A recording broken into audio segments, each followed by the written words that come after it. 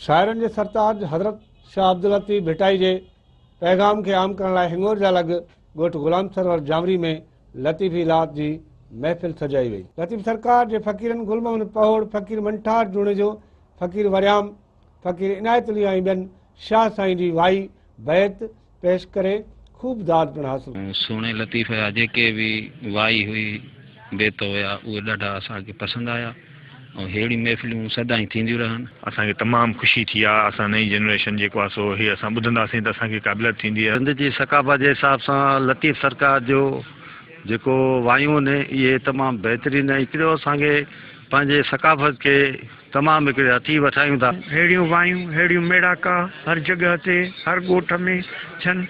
इहो अक़ीदो आहे त जीअं साईं अब्दुल रहीम गुरोर वारे साईं जे रिसाले लाइ चयो आहे त भलो ई भिट धणी भलो ई सुभान पढ़िया ई प्रीत मां बारीअ जो बयान आहे अब्दुल लतीफ़ ते रज़ामद रहमान जंहिं जोड़े ही क़ुरान जोड़े जंहिं ॿियो क़ुरान सिंधीअ में सही कयो। कैमरामैन फयाज़ शेख सां गॾु गुलाम सिंह चांग, सिंध टीवी न्यूज़ हिंगोर जा।